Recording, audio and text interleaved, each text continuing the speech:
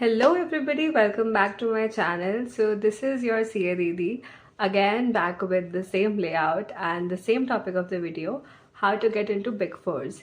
See, initially वो video September 24 candidates के लिए था and I feel that it wasn't very well structured. So I thought to record it again and मैंने वो record किया था 2 months ago, okay? So I believe that in these 2 months even I have realized a lot of new things which I would love to share with you all. So let us discuss and अगर आपके कोई भी doubts होते हैं आप मुझे WhatsApp group पे message कर सकते हो. Please avoid personal texting me on WhatsApp. आप मुझे लिंक्डइन पर मैसेज कर सकते हो, वहाँ पर आप पर्सनल मैसेज ड्रॉप कर दो, नो प्रॉब्लम. आप मुझे ईमेल कर सकते हो या फिर आप यहाँ यूट्यूब पर कमेंट भी कर सकते हो. I promise I reply to every query जो भी मुझे जिस भी एंगल से आती है. हाँ, कभी कभी कुछ रह जाती हैं बट उसका सिर्फ यही रीज़न होता है कि या तो वो मेरे स्कोप से बाहर है या फिर I have already talked about it before a lot of times, okay. But ऐसा कभी रेयरली हुआ है कि मैंने किसी की क्वेरी आंसर नहीं करी हो. बट चलो, let's get on to the topic which is discussing how to get in to the big fours. See, whenever you are wanting to aim big fours, please make sure कि आपने अपनी family से discuss करा है and you are very clear that you want to get into the big fours, okay? Because I have seen people who are not able to cope up with the kind of work culture big fours offer and with the kind of work stress big fours offer, okay? There is a difference between work culture and work stress. अगर मैं work culture की बात करूँ big fours के, I have spent around 3 months in EY Bangalore. And I have also been in contact with a lot of article trainees from Big Fours, even industrial trainees from Big Threes and Big Fours, okay? So I can tell you कि work culture more or less हर जगह पे same होता है, okay? There is no way कि आपको mid size वाला माहौल Big Fours में मिलेगा, वो पॉसिबल नहीं है. You will always have 10 people जिनको आपको रिपोर्ट करना होगा. आपका एक एक घंटा आपने कहाँ पर इन्वेस्ट करा, कहाँ पर नहीं करा, सब कुछ नोट होता है. And yes, there are a lot of chances कि इन पॉलिटिक्स आप फंसोगे, चाहे आप एक आर्टिकल ट्रेनी ही क्यों नहीं हो. मैं अभी तक नहीं फंसी, touchwood, but there have been cases in which I was informed by my friends only कि वो इन चीज़ों में फंसे हैं, okay. I am sorry for the comfortable माहौल. I just came home from articleship and मेरी एक लेग नीचे रेस्ट कर रही थी तो मैंने उसको ऊपर रख लिया. So let us talk business now. देखो, फर्स्ट थिंग मैंने आपको क्लियर कर दिया कि whenever you are wanting to get in to big fours, be mentally prepared कि वहाँ का वर्क कल्चर कैसा होगा, वहाँ पर कितने घंटे तुम्हें काम करना पड़ेगा, वहाँ पे किस किस को तुम्हें रिपोर्ट करना पड़ेगा. उसके अलावा you have to note that big fours में डोमेन चेंज करना, टीम चेंज करना, लोकेशन चेंज करना, ट्रांसफ़र लेना बिग फोर्स के अंदर बहुत बड़ा टास्क होता है, okay. And even when you have to move out of the big fours, तुम्हें तब भी बहुत एफर्ट्स डालने पड़ते हैं, okay. You have to give a 3 months notice. So please enter the big fours only when you have the right mindset. ये नहीं कि तुम्हें फोमो हो रहा है, okay, because that is what I felt, okay. मेरे maximum दोस्त जिनको I use to look upon and like I use to see them as somebody I want to be, okay. They were in big fours and they were in top universities. So I felt that FOMO move, but I also had this dream to get into the best company, okay. So I can tell you that please whenever you are aiming a goal for yourself, be very sure कि तुम्हें यह चाहिए. Only then apply. क्योंकि अगर तुमने apply करा, तुमने अपना टाइम वेस्ट किया, तुमने किसी और पोटेंशियल कैंडिडेट का तुमने अगर चांस मिस करा, at the end of the day it will come back to you, okay. So please do not waste your time and do not waste somebody else's efforts and time, okay. Now इतनी बातें करने के बाद let's talk about how to get in to big fours. So ideally there are 2 phases in which article trainees can apply, okay. generally ये CAs के लिए भी होता है. so if any CA is watching this video, I'm sure कि आपको ये पता ही होगा, but just for your reference I am explaining this. देखो, आपके जब एग्जाम्स हो जाते हैं उसी के तुरंत बाद आपकी हायरिंग शुरू नहीं होती। तो प्लीज़ ये भ्रम निकाल दो कि मैंने एग्जाम लिखा, उसी दिन रेफरेंस का मैसेज डाल दिया, उसी दिन मैसेज कर दिया कि दीदी रेफर कर दो, दीदी वैकेंसी है हमारे लिए। ऐसे नहीं करना होता, ठीक है। जब भी तुम्हें लगे कि तुम बहुत श्योर हो कि तुम्हारे एग्जाम्स बहुत अच्छे गए हैं एंड तुम 100% श्योर हो कि यू विल क्लियर, चाहे वो सीए इंटरमीडिएट के स्टूडेंट्स हैं, चाहे वो सीए फाइनल के स्टूडेंट्स हैं, अगर and only if you are 100% sure that you will clear your CA exams, only and only then apply in the pre result drive. अब प्री रिजल्ट ड्राइव होता क्या है, इसको समझो। तुम्हारे एग्जाम सपोज जनवरी में हुए, ठीक है, this is for CA intermediate, I will come to CA also. जो तुम्हारे सीए इंटर के एग्जाम्स अभी जनवरी 25 में हुए, तुम्हारा एग्जाम लास्ट था 21 जनवरी को, करेक्ट। तो तुम्हारा रिजल्ट पोटेंशियली फेब्रुवरी एंडिंग या मार्च बिगिनिंग या मार्च की फोर्टनाइट तक आ जाएगा, करेक्ट। नाउ अज्यूमिंग कि मार्च फोर्टनाइट पे आता है, तो यू कैन से कि pre result drive will start either 1 or 2 weeks before your result date, और इट मे स्टार्ट थोड़ा उससे भी पहले, ठीक है। जैसे जब मेरा टाइम था सी इंटर का May 24 में, तो हमारे टाइम पे pre result hiring was started by EY only, सबसे पहले इन June first week, okay. And result जाके आए थे जुलाई में, जुलाई 11th को जाके आए थे, ठीक है। So it is not a hard and fast rule कि आपके pre result hiring can be started 1 हफ्ते पहले, 2 हफ्ते पहले, 10 दिन पहले, ऐसा भी नहीं है। कभी कभी ऐसा भी हुआ है कि किसी कंपनी ने 1 दिन पहले रिजल्ट्स के हायरिंग का वो निकाल दिया, ईमेल्स या वैकेंसीज, ओके। कभी कभी ऐसा भी हुआ है कि किसी कंपनी ने 1 मंथ पहले निकाल दिया, कभी कभी ऐसा भी हुआ है कि उसे नहीं निकाला, प्री रिजल्ट्स में निकाला ही नहीं, okay. So I can tell you कि प्री रिजल्ट्स में अगर तुमने अप्लाई नहीं भी करा, it is fine, it is not the end of the world. But let's talk about कि अगर तुमने अप्लाई करा तो तुम्हें फ़ायदा क्या होगा। सी, पोटेंशियली एचआर्स उस टाइम पे आर्टिकल्स के लिए फ्री होंगे, बिकॉज एज इट इज़ कोई और उस टाइम पे अप्लाई कर नहीं रहा होगा, है ना। And this was the situation जब 2 अटेम्प्ट होते थे साल में, अब 3 है, तो ऑब्वियसली प्री रिजल्ट ड्राइव से पहले भी उनके पास जनवरी वालों की इतनी एप्लीकेशंस होंगी, सितंबर वालों की इतनी एप्लीकेशंस होगी कि जनवरी वाली बस ऐड ऑन करेंगी, right. But yes, fresh attempt वालों को प्रेफरेंस मिलेगी, उसमें कोई वो नहीं है कि ऐसा तुम्हारे साथ कोई अन्याय होगा, so don't worry about it. But let us talk about the benefits you get when you apply in pre-results drive. Even I had applied in the pre-results drive. So only apply when you're 100% sure, because you don't want to face a situation when you get a call on the results day and you say you failed. Okay? Because as it is, तुम्हारा data fed होता है system में, and the HRs have to put remarks also why this candidature wasn't taken forward. So you don't want that your failure is documented in their systems, right? So please थोड़ा सा सोच के apply करना and pre result drive. Next let's talk about the advantages. First, competition में तुम first mover advantage लेते हो, right. Whenever there is a vacancy, HRs free हैं उस टाइम पे। हाँ, जनवरी अटेम्प्ट में अगर तुम प्री रिजल्ट्स में अप्लाई करते हो, सितंबर वाले भी करेंगे, बट ये ध्यान रखो कि जनवरी वालों को प्रेफरेंस मिलेगी, ठीक है। So you can be happy about that. Then the thing is कि प्री रिजल्ट ड्राइव में जब तुम स्टार्ट करते हो तो तुम्हारी डेट ऑफ ज्वाइनिंग जो होती है वो बहुत जल्दी हो जाती है। लाइक रिजल्ट्स के लिटरली 10 दिन के अंदर यू कैन ज्वाइन, अगर तुम्हारे प्री रिजल्ट्स में अगर तुमने क्लियर कर लिया इंटरव्यू, ठीक है। सो आइडियली तुम्हारे एग्जाम से पहले तुम्हारे पास 6 से 8 महीने का बफर टाइम होता है for study period.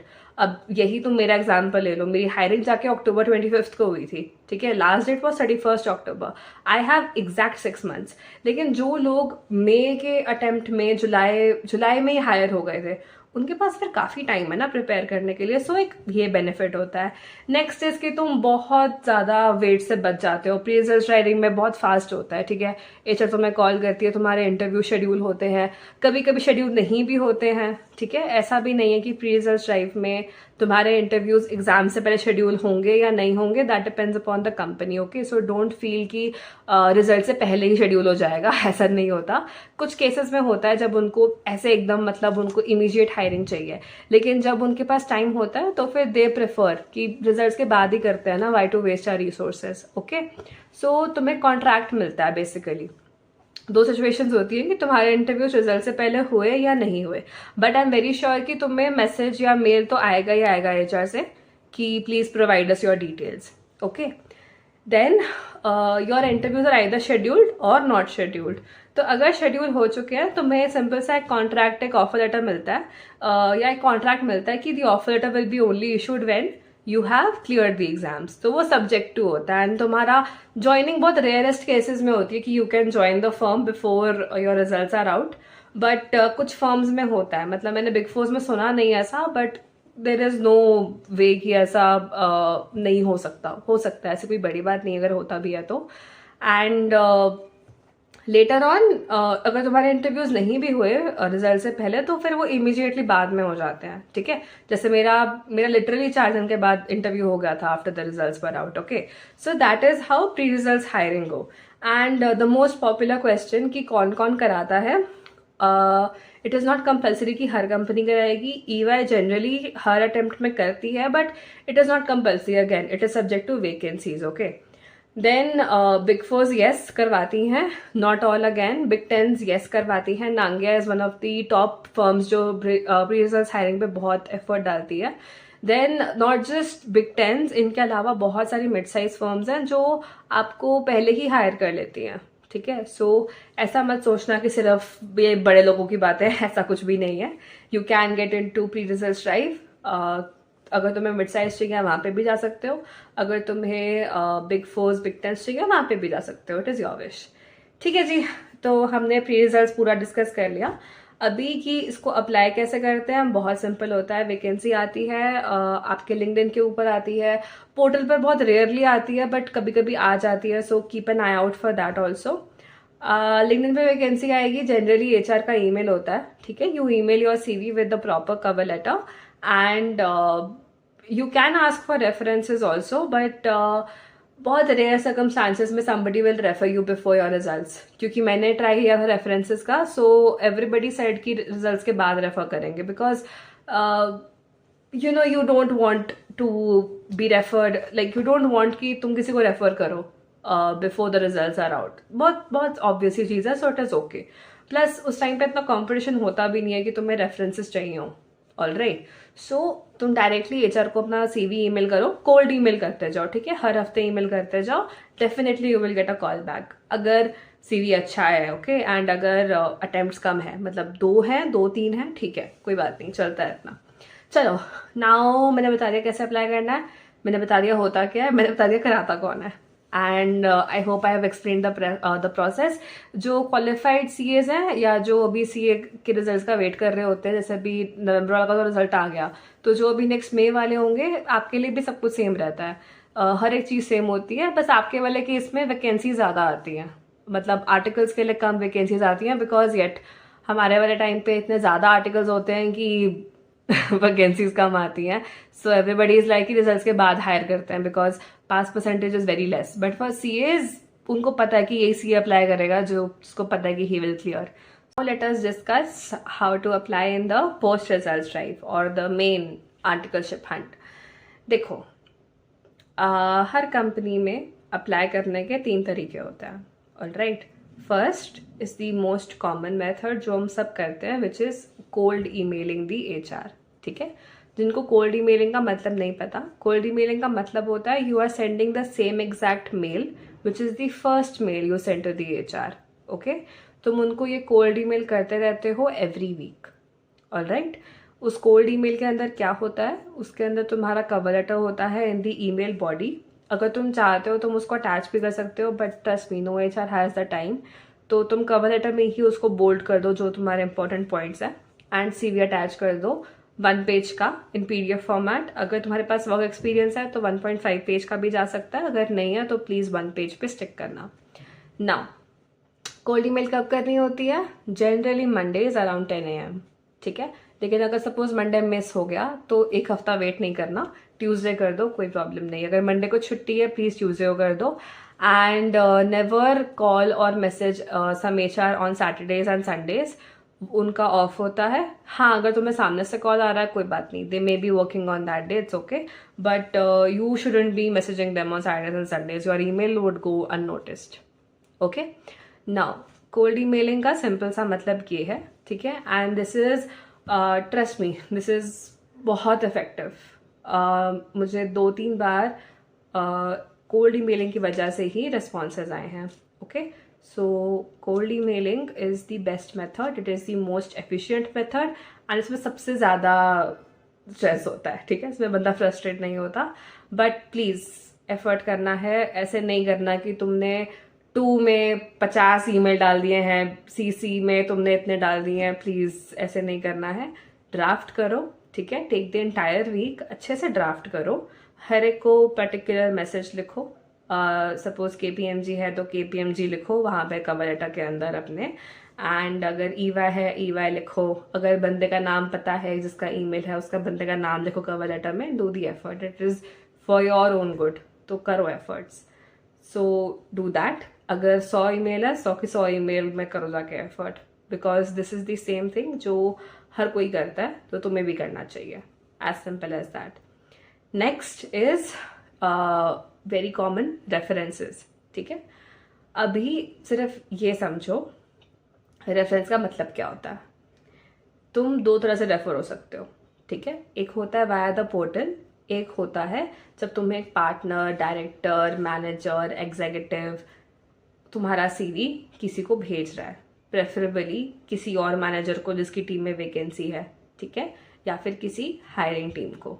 Okay, articles भी कर सकते हैं, बट आर्टिकल्स की सुनवाई नहीं होती क्योंकि हम डायरेक्टली मैनेजर से बात नहीं करते। बहुत रेयरली होता है कि हमारे मैनेजर से हमारा वो बॉन्ड होता है तो हम तुम्हारा CV आगे भेज सकते हैं। दैट इज़ वाई आर्टिकल्स कभी भी डायरेक्टली रेफर नहीं करते, ठीक है। अभी ये समझो कि ये एक मेथड है कि जहाँ पर तुम्हारा CV बिना किसी पोर्टल की इन्वॉल्वमेंट के, सिर्फ एक बंदे के डिस्क्रेशन पे कि उसकी अपनी मर्जी कि वो भेजेगा आगे या नहीं भेजेगा, राइट, उसने तुम्हारा आगे CV भेज दिया। इस चैनल के सबसे ज़्यादा चांसेस होते हैं ऑफ सिक्योरिंग इंटरव्यूज़, एंड अगर इस चांस को बढ़ाना है तो मेक श्योर कि you are seeking references from the senior authorities. इसमें कौन कौन आता है? डायरेक्टर्स, पार्टनर्स, मैनेजर्स, ठीक है। इनको करो मैसेज लिंक्डइन पर, डोंट बी शाय। कभी ये फील नहीं कर रहा कि दीदी हम तो जानते ही नहीं है, हमारे पास कोई फ्रेंड्स नहीं है, कनेक्शंस नहीं है, तुम्हारे पास है 1.5 महीना, अभी बनाओ अपना प्रोफाइल लिंक्डइन पे, ठीक है, उसमें अपनी अच्छी सी वो डालो, बायो वगैरह डालो, अपनी पिक्चर्स अपलोड करो, कुछ कंटेंट अपलोड करो, एंड करते रहो मैसेज लिंक्डइन पे, कनेक्शंस बढ़ाओ अपने। कुछ ज़रूरत नहीं है प्रीमियम खरीदने की, तुम बढ़ाते रहो अपने कनेक्शंस। सर्च करो, अगर तुम्हें कोई भी डायरेक्टर का तुम्हें कोई अगर प्रोफाइल चाहिए, मैनेजर का चाहिए, पार्टनर का चाहिए, simply search EY, designation, location, simple मिल जाएंगे तुम्हें, ठीक है। और प्रेफरेबली उसी डोमेन में मैसेज करो जिसमें तुम्हें आर्टिकलशिप चाहिए, ठीक है। मुझे स्टैट में चाहिए थी, मैंने स्टैट वालों को ही मैसेज किया था ऑन द सेम लोकेशन, ठीक है। तो इस चीज़ का ध्यान रखना है। अब let us talk about the other method of references, which is portal reference. ये सबसे ज़्यादा inefficient method है, ठीक है, और ये इसीलिए inefficient है क्योंकि इस method के थ्रू इतनी ज़्यादा applications आती हैं कि HR is forced to look upon the references वाले applications जो उनको directly किसी ने भेजे होते हैं, ठीक है। तो पोर्टल रेफरेंस तुम कर सकते हो apply, but it is the most inefficient, पहले ही बता रही हूँ, ठीक है। अभी अगर मैं बात करूँ कि हाउ इट वर्क्स, एक जॉब आईडी है, ठीक है। What is a job ID? Job ID is a number, it is a unique number which is allocated to every job vacancy which is posted on the company's website of careers portal. हर company का careers portal होगा। Suppose तुम्हें KPMG चाहिए, search KPMG careers portal, ठीक है। वहाँ पे जाके तुम्हें इंडिया पे क्लिक करना है। इंडिया पे जब तुम क्लिक करोगे तो तुम्हें वहाँ पे ऐसे लाइंस मिलेंगी, एक्सपीरियंस, प्रोफेशनल्स, एंट्री लेवल। तो फॉर CA आर्टिकल्स हमेशा एक्सपीरियंस वाले पे क्लिक करना, ठीक है। हर कंपनी का अलग अलग कीवर्ड होता है फॉर आर्टिकल्स। EY में इंटर्न होता है, KPMG में स्टाफ अकाउंटेंट होता है, स्टाफ असिस्टेंट होता है, GT BDO में ऐसे ही होते हैं, आर्टिकल हो सकता है, इंटर्न हो सकता है, आर्टिकल ट्रेनी हो सकता है, एंड डेलॉयट PwC में भी इंटर्न एसोसिएट ऐसे ही होता है, ठीक है। तो ऐसे कीवर्ड सर्च करो, तुम्हें मिल जाएंगी वैकेंसीज। अभी तुम इस पर अप्लाई करते हो पोर्टल पे, है ना।